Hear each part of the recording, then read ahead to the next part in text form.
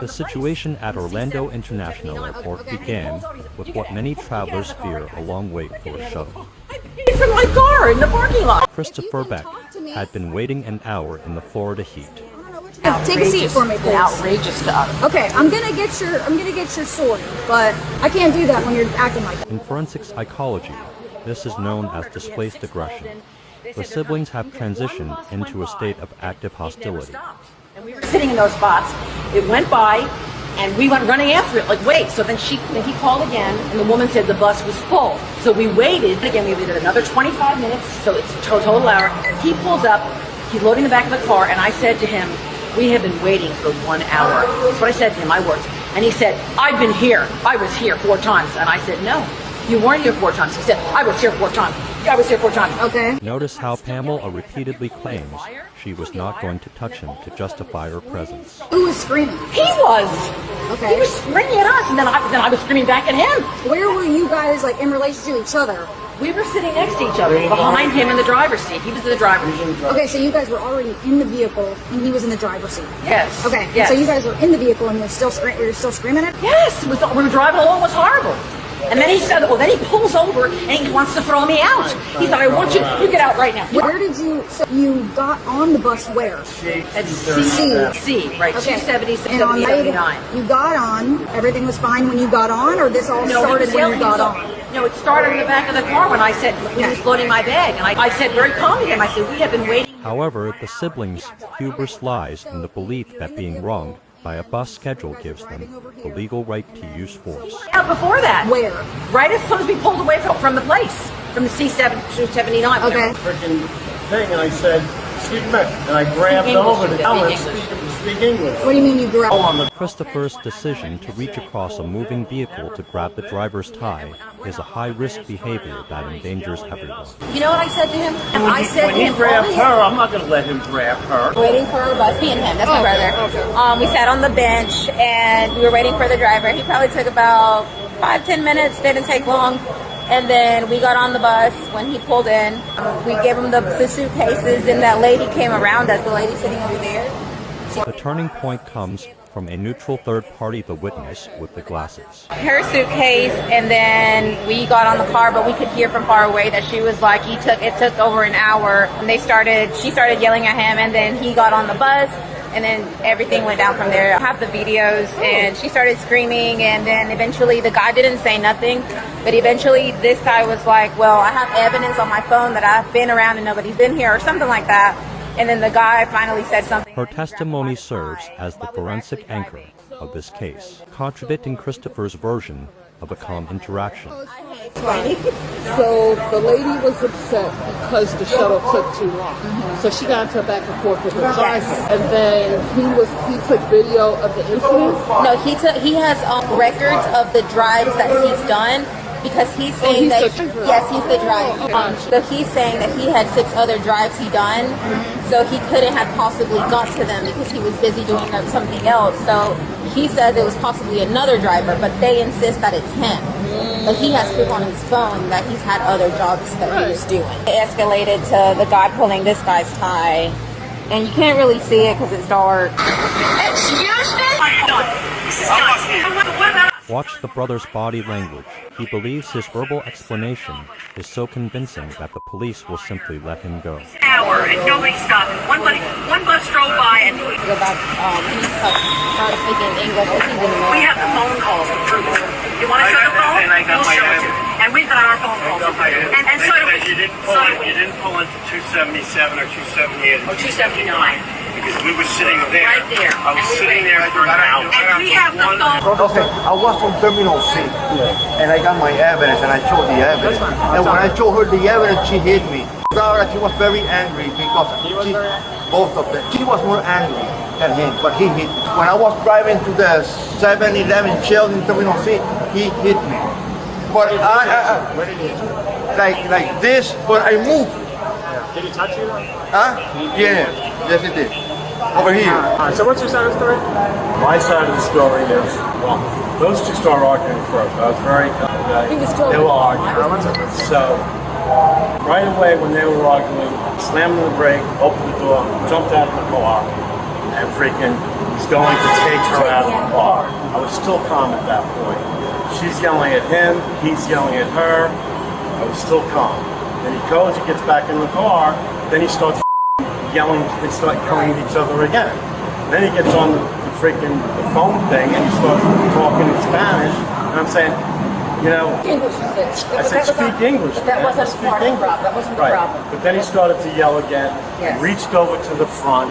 I held his chest Right.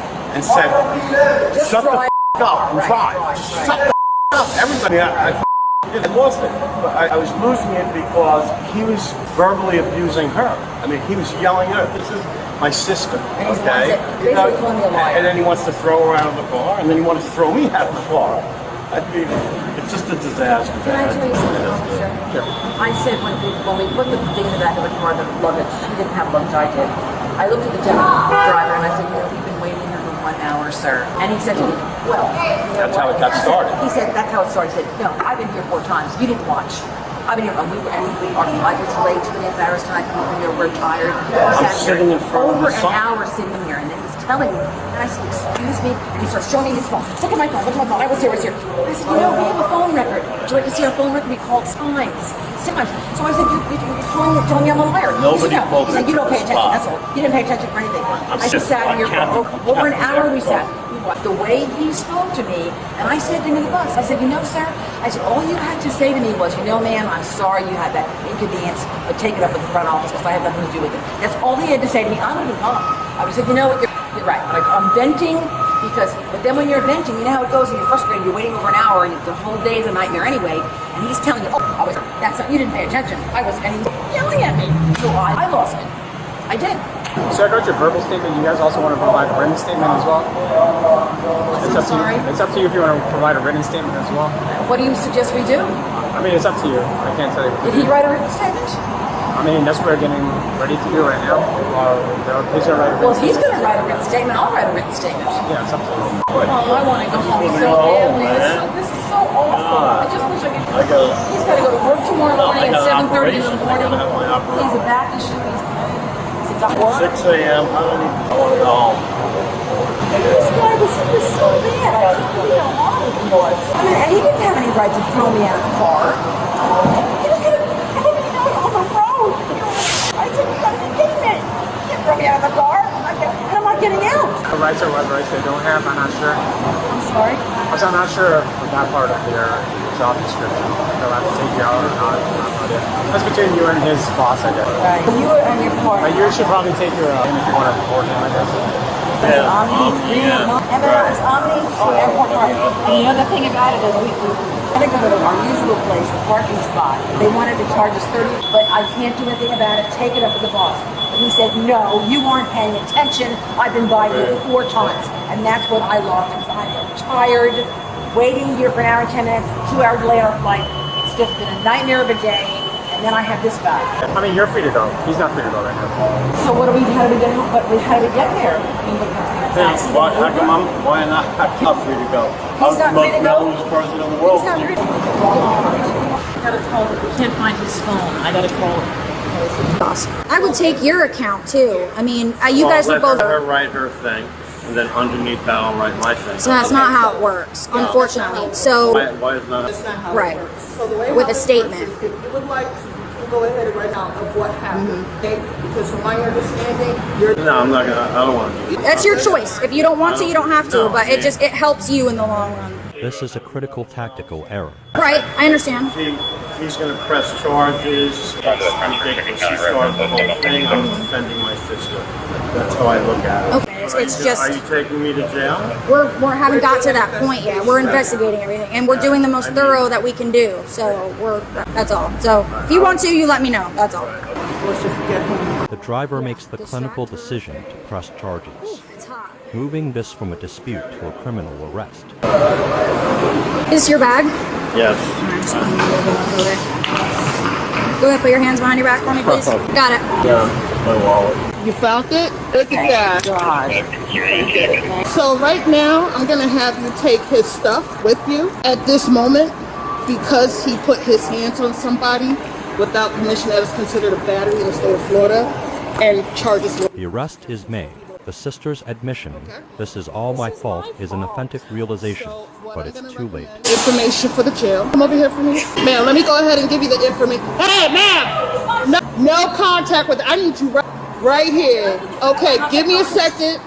I will work with that, but I can't have you communicating with him. I'm sorry, ma'am. I'm sorry. I'm gonna get this to your husband so he at least has a way to reach out to you. This is his. Take that. Can I go with him? No, you cannot. He's Where am I going gonna to go? jail. He's going to jail. But wait a second. Can I come to the jail? No, you may not. Man, what am I gonna do? I have no way to get home. My car's in the parking lot. Do you have the keys to the car? Yes, but I have no way to get there. Can I The just see? shuttle will still take you to Can the I parking lot. see? Where's your car parked? It's in where that place is, the Omni. That's where your car is parked? Yes. Okay, so the shuttle will take you there. The irony is heavy. They used a remote parking lot to save money, but now they face jail fees and legal costs. Take a seat. You need to take a seat. You know, acting like this is not going to change anything. My suitcase. We will get you suitcase. But right now, if you continue to misbehave, we're going to have a problem. Can I talk to him? You acting this way is not going to change any of the information that This you is need. all my fault. This is not his fault. This is my Battery is fault. a I should crime. be going to jail. Battery He is a just touched the crime. guy's arm. That Just is- touch him. that is battery. But what about when he tried to throw me out of the car? What is that? The fact that he touched him without permission, battery. Immediately. Period. Verbal, not a crime. Him putting his hands on him is a crime. Which other is and doesn't have. It's not going to fly. So what's going to happen to him now? He's going to be in jail for how long? Until first appearance in the morning. So once he goes to first appearance in the morning, I don't even know how I'm going to get home. What? I'm sorry. Where? No one gave me my ID back. Is it in my wallet? Well, no, wait a minute. If it's in my wallet, it's not in there. Okay. Yeah, go ahead and take care of your guy. I just need your keys. Swap keys. Oh, I'm so sorry. This level 3A by Spirit. what else you need? You have a computer monitor. Gotcha. Thank you. So this is where he's going. Can I go there now? This is all you had. That's all I have. And my purse and my bag. He didn't have a suitcase. No, So I don't want them to leave, and you tell me that he does. So there's not going to be another shuttle.